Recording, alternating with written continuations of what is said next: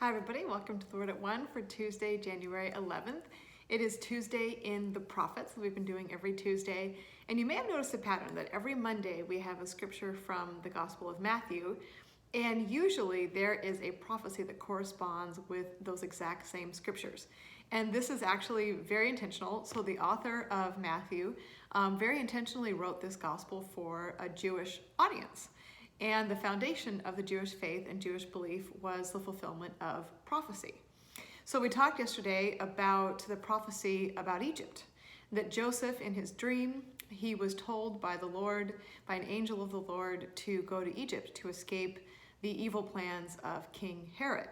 And Egypt is a real spiritual analogy of times of refuge, times away, times when God calls us away for times of safety, refreshing, learning, growth. It's kind of similar to the idea of being in the wilderness, is that it's taking some time away and then God brings him back. So brings Jesus back to Nazareth, brings him back to that town where he was going to grow up, but also this idea of prophecy being fulfilled in this, because the prophecy is fulfilled from the prophet Hosea.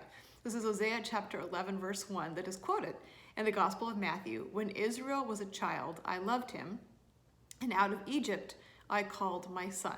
So the Gospel of Matthew quotes directly from this scripture to say that even Jesus going down to Egypt for a time for refuge, for safety, was a fulfillment of prophecy. And in scripture, there is this analogy of places. So Egypt, the promised land, there's also this analogy of different relationships, human relationships. So the Song of Solomon is an analogy about the relationship between man and woman in marriage.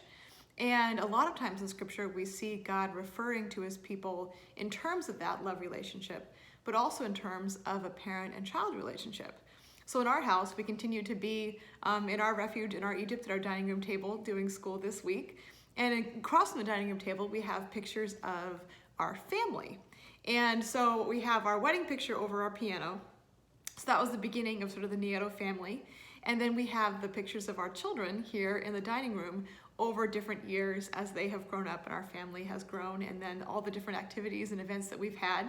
And so this idea of a parent-child relationship is what the prophet Hosea is talking about. That's coming directly from the words of the Lord, the words of the God of all the universe, is talking to Israel like a parent to a child and saying, I'm going to call you out of Egypt.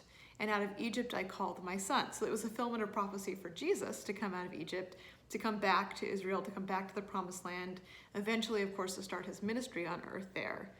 But it's also an analogy for each one of us, that God calls us to times of being in Egypt, refuge and safety. And also he says, because I love you, I'm going to call you out of that time to the next chapter.